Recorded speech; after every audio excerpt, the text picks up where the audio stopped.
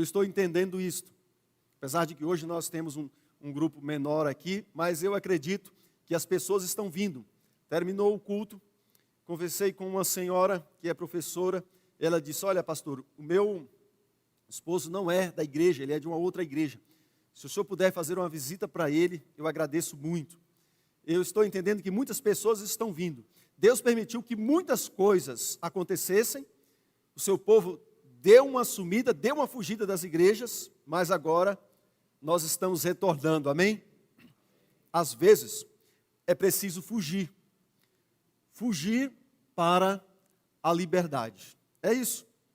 No livro de Mateus, eu quero convidar você para abrir a sua Bíblia. Mateus capítulo 3. Mateus capítulo 2, né? Mateus 2, verso... Deixa eu só pegar aqui. É isso mesmo. Mateus capítulo 2, verso... Deixa eu só...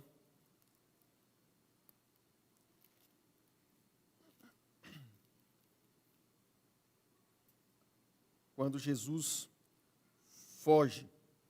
Mateus 2,13. Amém? É nessa hora que o texto foge e o Espírito Santo vai lá e busca ele para nós. É essa hora que cumpre-se a profecia que Jesus falou. Ele vos fará lembrar.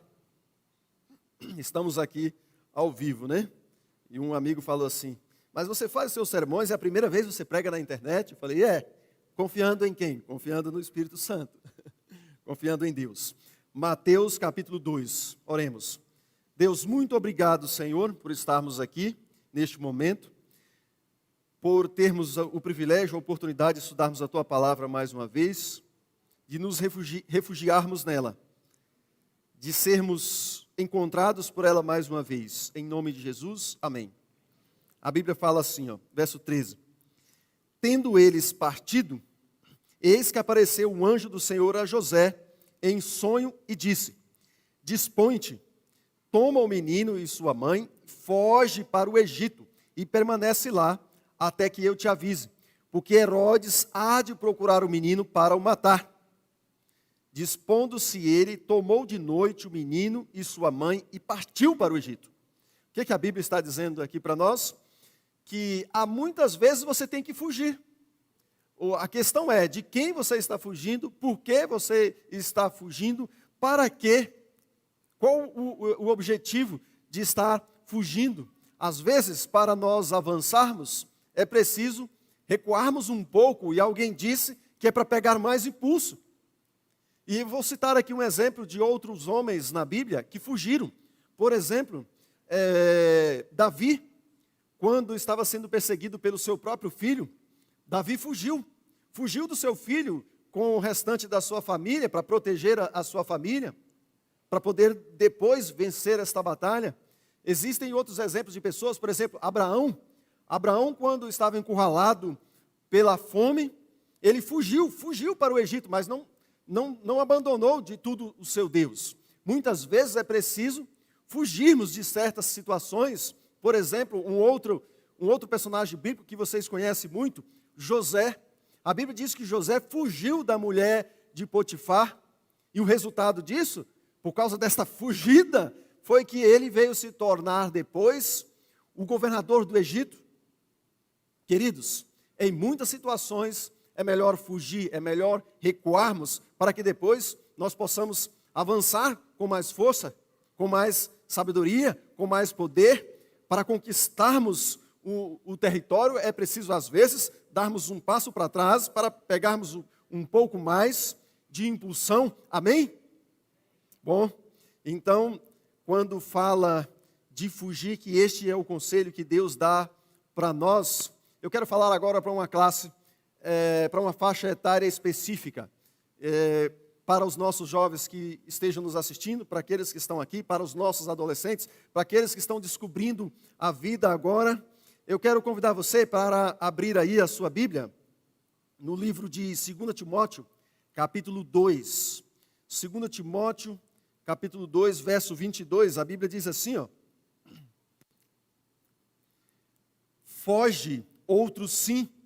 Aqui é Paulo dando conselho para Timóteo, um jovem discípulo.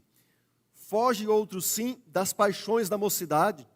Segue a justiça, a fé, o amor e a paz com os que de coração puro invocam ao Senhor. Olha que conselho maravilhoso Paulo dá para Timóteo. Ele pede para Timóteo fugir das paixões da mocidade. O que nós poderíamos dizer para a nossa juventude, principalmente para a juventude de Piracicaba nesta noite? Comentava ontem com uma pessoa que Piracicaba é uma cidade muito linda. Piracicaba é uma das cidades mais bonitas que eu já morei. É uma das cidades que não é violenta. Você pode pegar o seu celular, 10, 11 da noite. Pelo menos eu já fiz isso. Nas principais ruas da cidade, você pode usar o celular, pode ficar à vontade, que você não vai ser assaltado. Pelo menos esta é a impressão que eu tenho e a experiência que eu tenho em 3 anos aqui. É uma cidade calma, é uma cidade tranquila, é uma cidade maravilhosa. Porém, eu tenho sabido também que é uma cidade onde circula muitas drogas. Jovem, fuja das drogas. É uma cidade que tem também muita prostituição. Jovens, fujam da prostituição. Aqui estou falando para o nosso grupo seleto, para os nossos jovens das nossas igrejas, para os jovens evangélicos, mas estou falando também para aquele jovem que ainda não professa nenhuma fé. Fuja dessas coisas. No livro de Eclesiastes, a Bíblia fala assim, ó, olha que texto maravilhoso. Eclesiastes capítulo 11, a minha Bíblia diz assim, verso 9. Alegra-te, jovem, na tua juventude, e recreie-se no teu coração nos dias da tua mocidade. Anda pelos caminhos que satisfazem o teu coração e agradam os teus olhos. Sabe, porém, que de todas essas coisas Deus te pedirá contas. Verso 10. Afasta, pois, do teu coração o desgosto e remove da tua carne a dor, porque a juventude e a primavera da tua vida são vaidade. Mas não para aí, no capítulo 12, verso 1, ele diz assim: lembra-te do teu Criador nos dias da tua mocidade, antes que venham os maus dias e cheguem os anos dos quais dirás, não tenho neles prazer.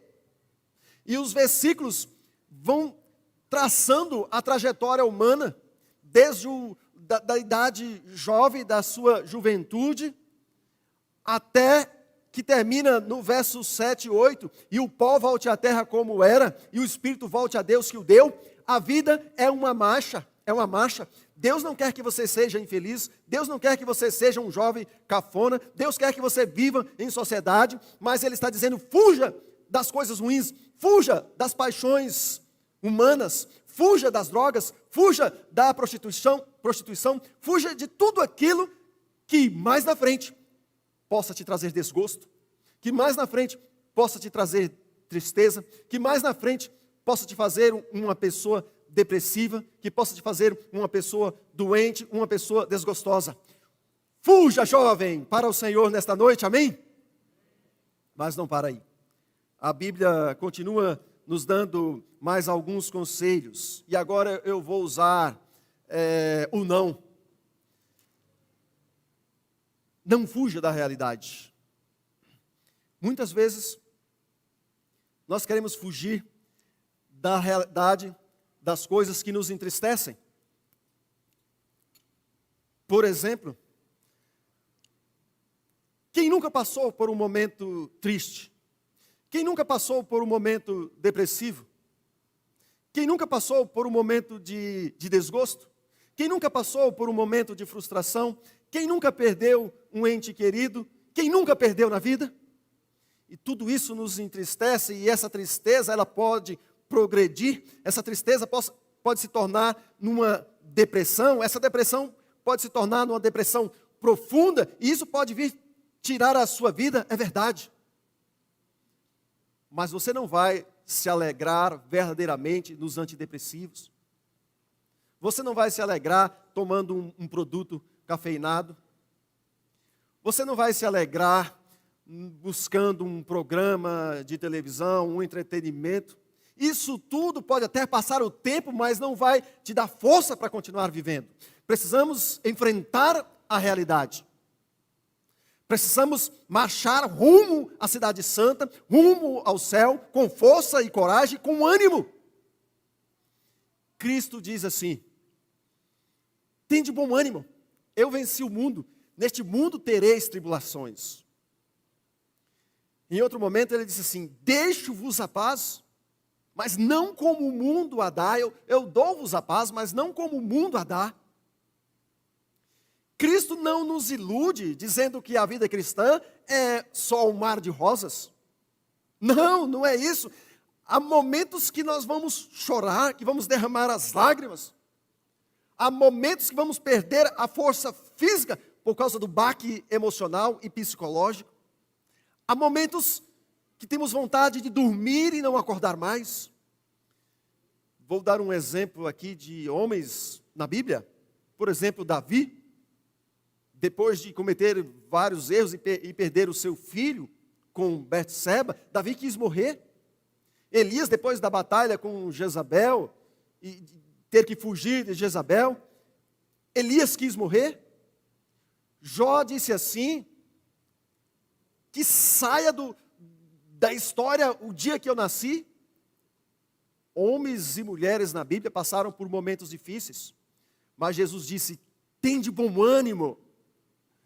E o apóstolo Paulo, muito fiel às palavras de Jesus, no livro de Atos, ele disse assim, você pode encontrar na sua Bíblia aí comigo, Atos capítulo 14, ele falou assim, olha que texto maravilhoso, verso 22, ele diz assim, que devemos viver fortalecendo a alma dos discípulos, disse ele, fortalecendo a alma das pessoas, vamos dizer assim, exortando-os a permanecer firmes na fé e mostrando que, através de muitas tribulações, nos importa entrar no reino de Deus.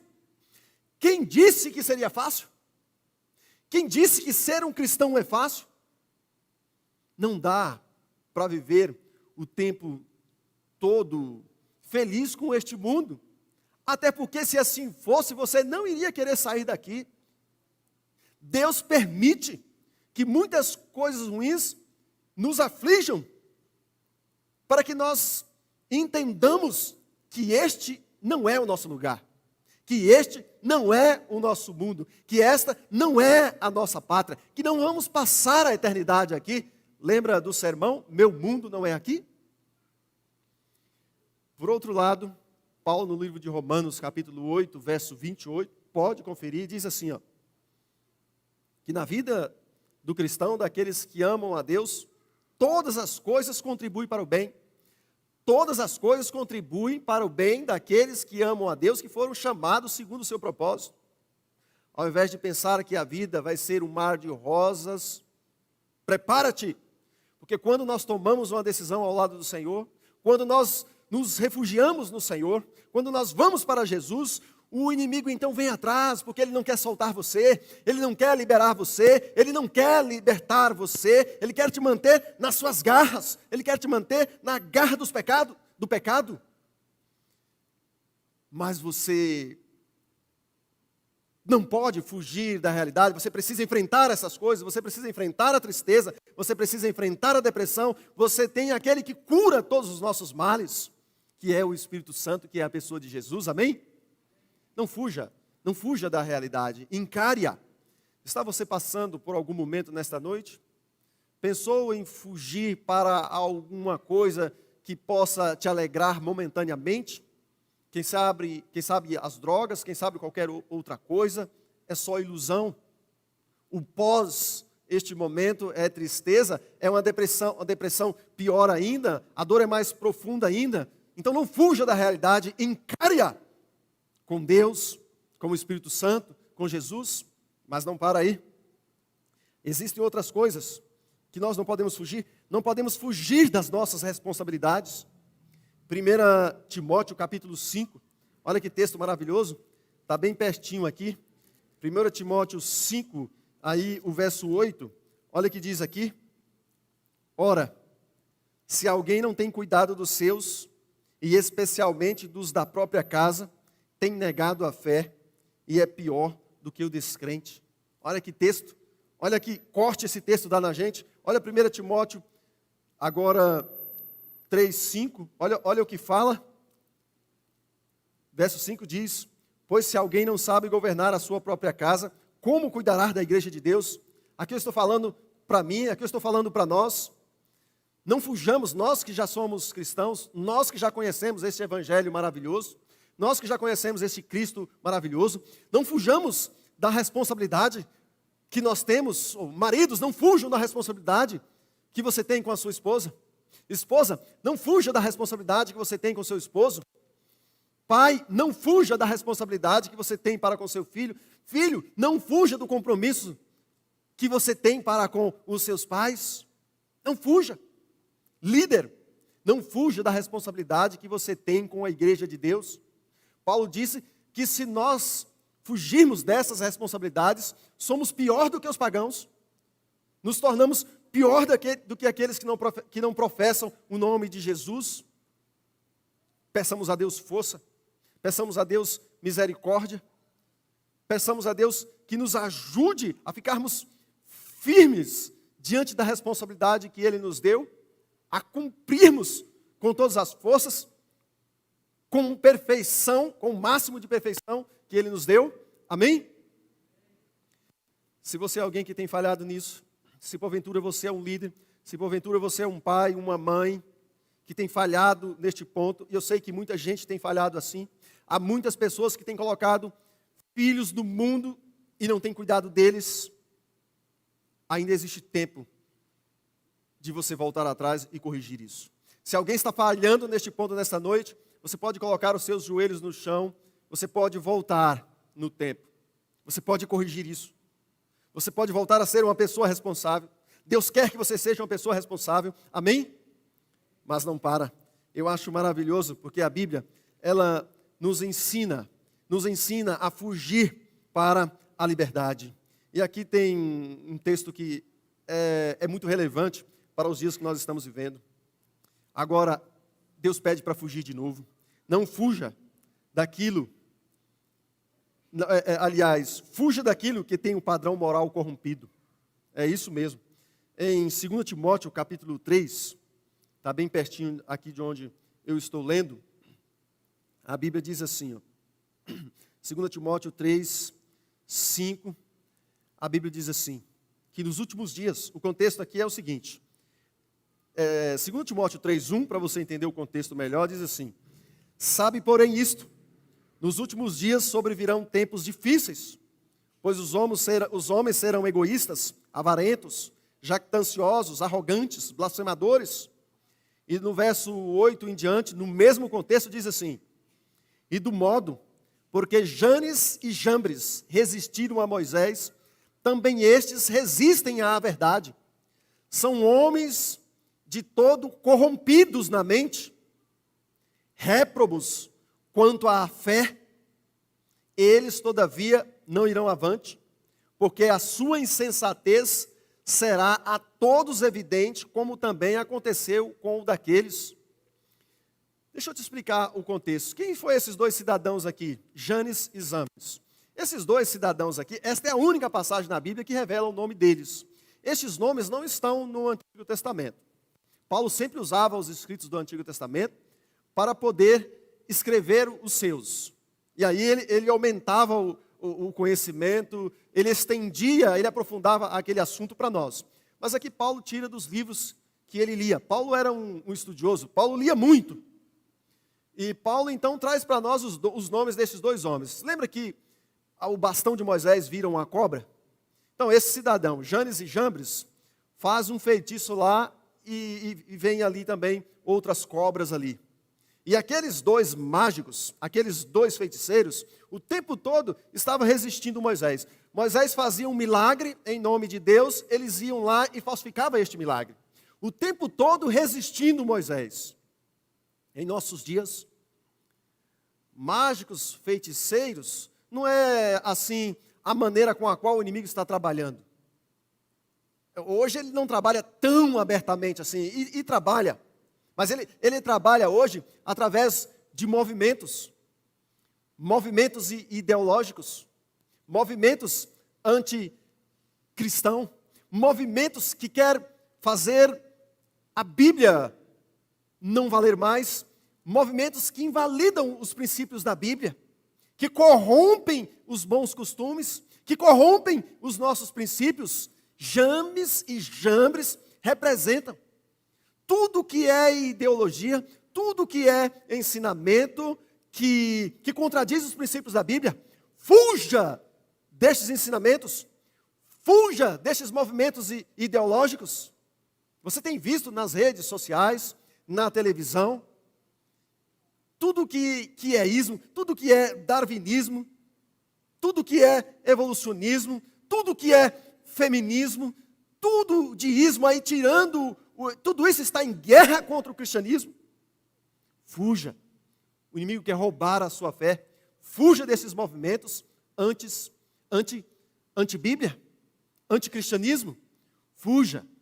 Há muita gente hoje que professa o nome de Cristo, mas que a sua fé já foi roubada. Não dá para você dizer que crê em Cristo, mas você apoiar movimentos ou fazer parte de movimentos ideológicos. Não dá. A porta do céu, ela é muito apertada, você vai andando, e em algum momento você vai ter que se decidir, ou pelo cristianismo, por Cristo, ou por esses outros movimentos. Mas não para aqui. Se eu parasse aqui, talvez a mensagem não teria sido completa. Mas eu quero te dar um outro conselho esta noite. Fuja de todas essas coisas ruins, mas não fuja de Jesus. Não fuja dele. No livro de João, capítulo 6, Evangelho de João. João, discípulo amado. Olha que texto maravilhoso. Esse texto, ele é tremendo. João, capítulo 6, a partir do verso 60. Eu vou ler para você pegar o contexto melhor. Diz assim, ó. Muitos dos seus discípulos, tendo ouvido tais palavras, disseram: duro é este discurso, diz a Bíblia. Quem o pode ouvir? Mas Jesus, sabendo por si mesmo que eles murmuravam a respeito de suas palavras, interpelou-os. Isto vos escandaliza? Que será, pois, se virdes o Filho do Homem subir para o lugar onde primeiro estava? O Espírito é o que vivifica, a carne para nada aproveita. As palavras que eu vos tenho dito são Espírito e são vida. Contudo, há descrentes entre nós. Olha o que diz Jesus. Contudo, há descrentes entre nós, entre vós. Pois Jesus sabia desde o princípio quais eram os que não criam e quem o havia de trair. E prosseguiu. Por causa disto é que vos tenho dito, ninguém poderá vir a mim se pelo Pai não lhe for concedido. E ele continua falando, verso 66. À vista disso, aqui está o verso-chave. À vista disso, muitos dos seus discípulos o abandonaram e já não andava com ele. Olha que interessante, eu vou parar aqui, mas nós vamos ler até o verso 71, até o verso 69. Você hoje está na igreja. É o papel do pastor pregar e levar as pessoas à decisão.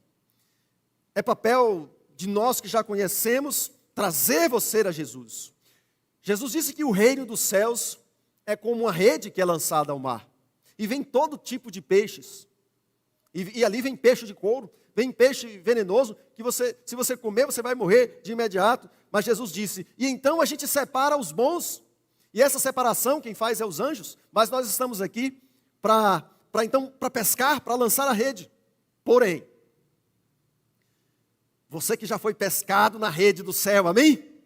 Isso já é um privilégio. Vai chegar um momento que Deus vai pedir de você uma decisão. Vai chegar um momento que o caminho vai ficando mais e mais estreito. Vai chegar um momento que você vai precisar tomar uma decisão. Cristo disse, quem comigo não se ajunta, se espalha. Há crenças com as quais nós não vamos poder entrar no céu.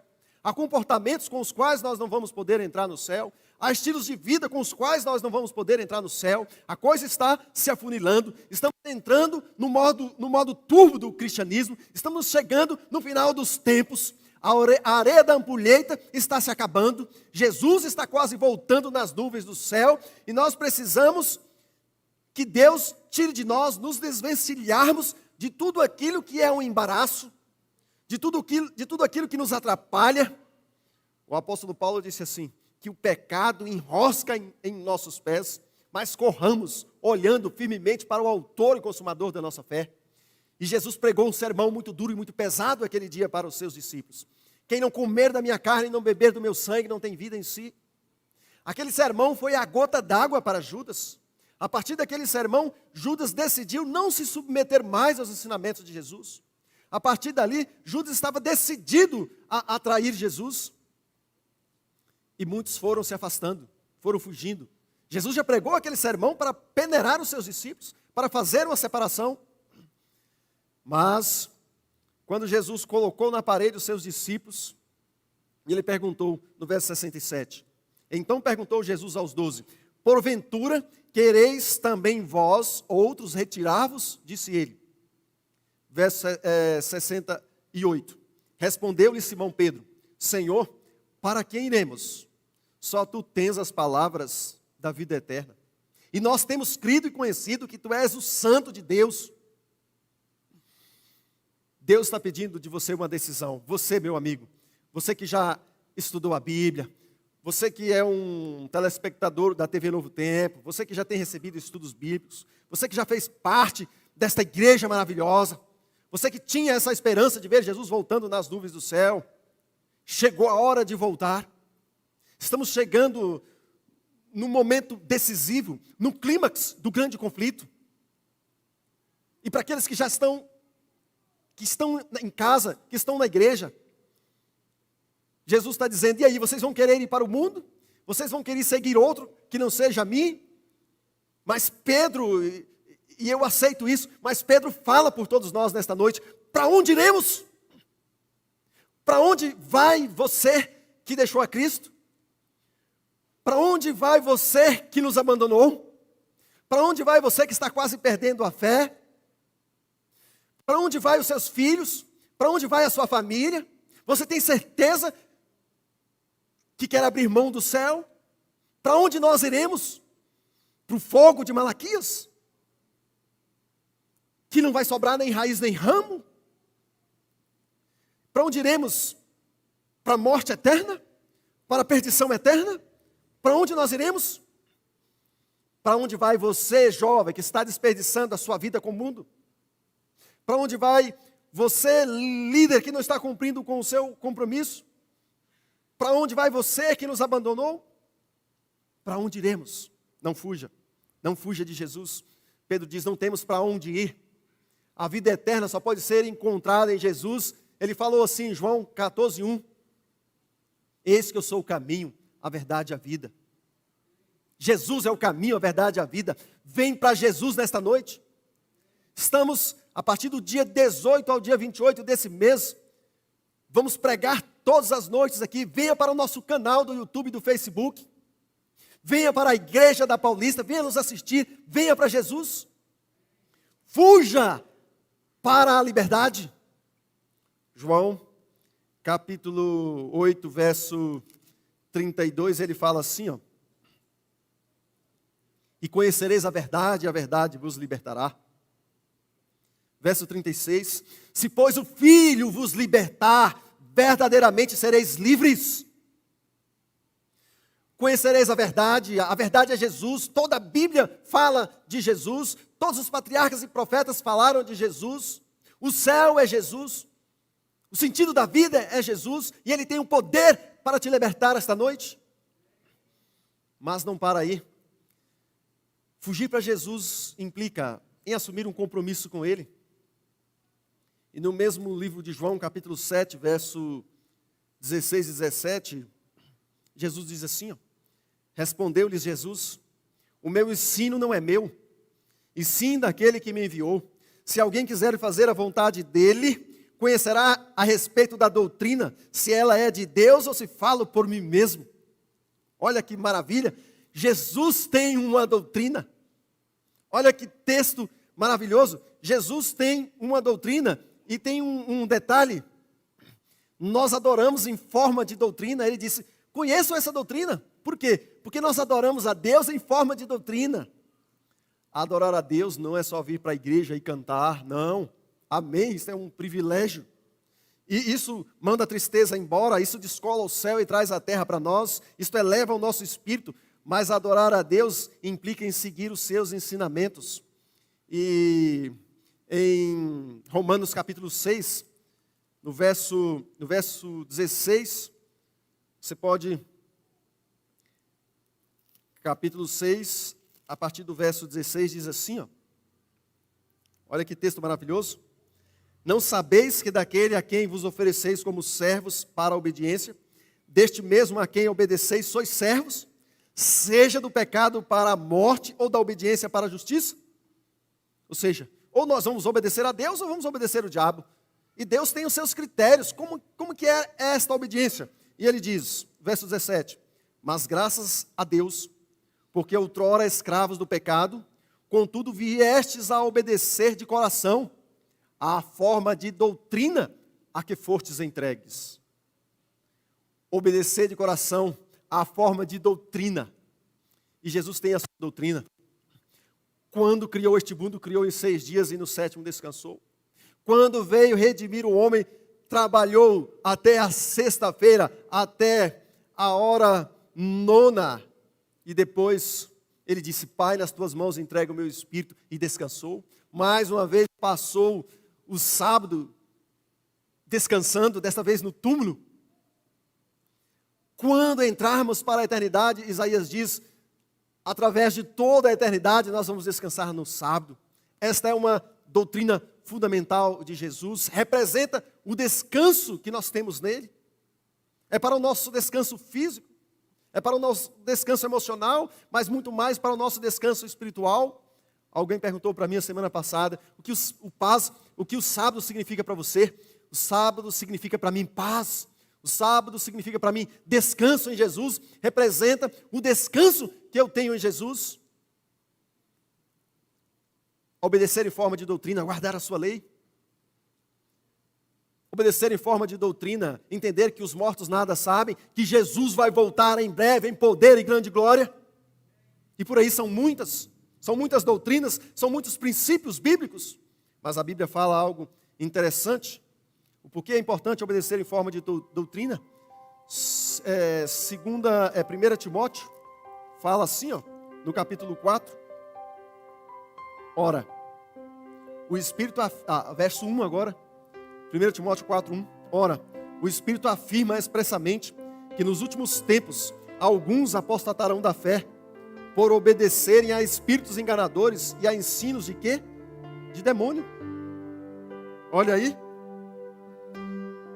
Ensinos e doutrinas de demônios.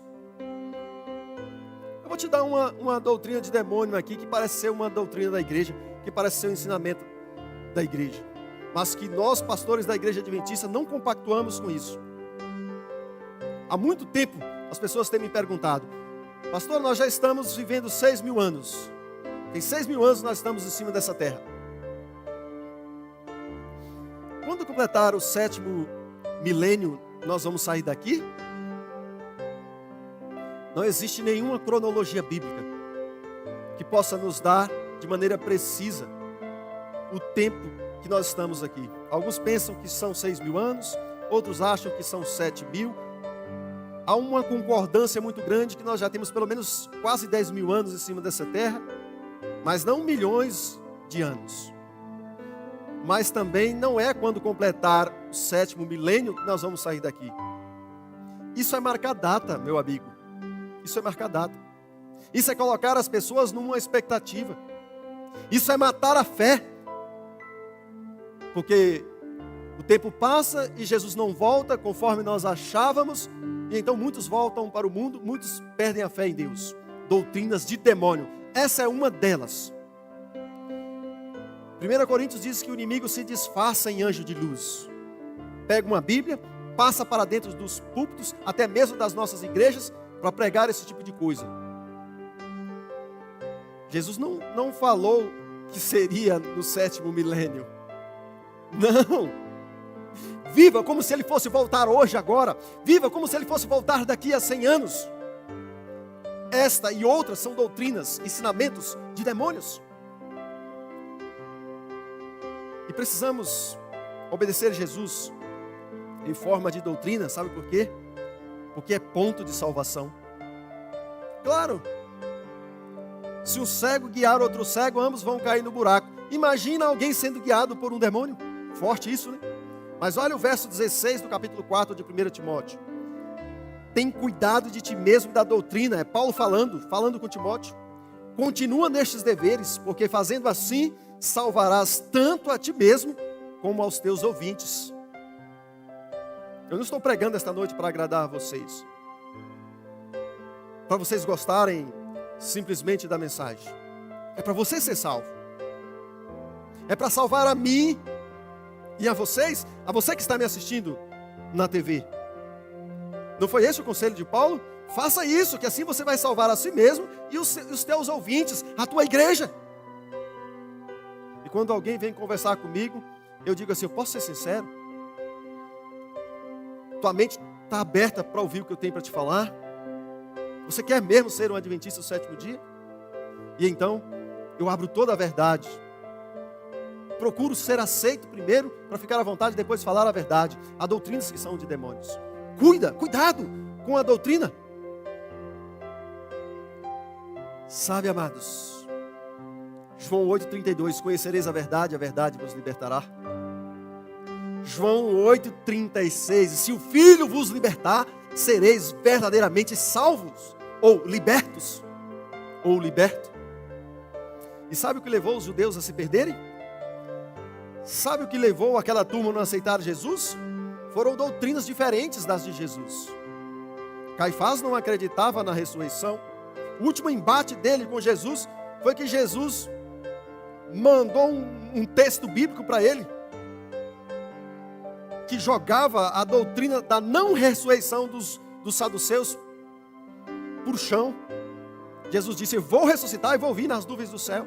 Jesus golpeou a falsa doutrina de Caifás, dos saduceus. Jesus disse assim para os discípulos, acautelai-vos do fermento dos fariseus e dos saduceus. Os discípulos não entenderam no primeiro momento, e Jesus disse assim, acautelai-vos da doutrina deles, porque um pouco de fermento leveda toda a massa. Um ensinamento errado vai levar você a ter um procedimento errado, uma conduta errada. Você vai entrar pela porta errada. Mas se Jesus vos libertar, você será verdadeiramente livre. Conhecereis a verdade vos libertará. E nós estamos aqui para pregar a verdade. A TV Novo Tempo está no ar para pregar a verdade. A igreja adventista foi colocada neste mundo para pregar a verdade. E liberta das tradições, liberta dos preconceitos, liberta das ideologias, das falsas ideologias, dos falsos ensinamentos, das doutrinas de demônios, e nos liberta também de um estilo de vida que pode nos levar à prisão, que pode nos levar à morte. Alex, um ex-integrante do Comando Vermelho. Eu conheci o Alex numa igreja, eu estava pregando um dia, ele estava me assistindo. Depois falou, pastor, me faça uma visita. Eu fiz uma visita para o Alex. Fomos caminhar, colocamos um tênis no pé, um short, fomos caminhar pelas ruas da sua cidade. E ele disse, olha, pastor, eu tomei a decisão de entregar a minha vida a Jesus. E eu vou te dizer uma coisa que muita gente não sabe ainda. Mas eu quero falar isso para o senhor. Eu fazia parte do Comando Vermelho. Eu fazia vários assaltos e muitas outras coisas ruins. Mas um dia, eu fui fazer um assalto. Eu estava de moto, eu e outro companheiro. E no momento ali da ação, houve um problema e tivemos que correr. O meu colega fugiu e eu tinha uma hérnia, não consegui correr, não consegui fugir. E eu caí, pastor. E quando eu caí no meio do asfalto, a população veio para me linchar. Eu ia ser morto naquele momento. E naquele momento, Deus providenciou que um policial estivesse por perto. E o policial sacou a sua arma naquele momento, deu alguns tiros para cima e fez com que as pessoas ali se arredassem. E ele me conduziu para o hospital. Ele foi enviado como um anjo do Senhor, aquele policial. Eu entendi que naquele dia Deus estava me libertando. Eu fui liberto. Pedi licença, saí daquela organização e eu tomei uma decisão de me batizar. Quero fazer parte da igreja de Deus. Pastor, eu fui liberto. Ali eu entendi também que todas as coisas contribuem para o bem daqueles que amam a Deus. Eu caí naquele dia, fui pego e quase morto, para que hoje eu estivesse aqui. E eu disse para ele, olha, Deus tem várias formas de nos abordar. Para Paulo, ele brilhou como uma luz mais forte do que o sol do meio-dia. Com Jacó, ele deu um chute na coxa de Jacó. Toma, Jacó, deu um chute, é assim mesmo. Jacó caiu, meio aleijado, mas segurou e disse, não te soltarei, se não me abençoares. Naquele dia, Deus permitiu que aquele problema, que aquela enfermidade física viesse à tona, se manifestasse ali para que você caísse, para que ele pudesse ter uma oportunidade na sua vida. Não sei de que maneira Deus vai te abordar.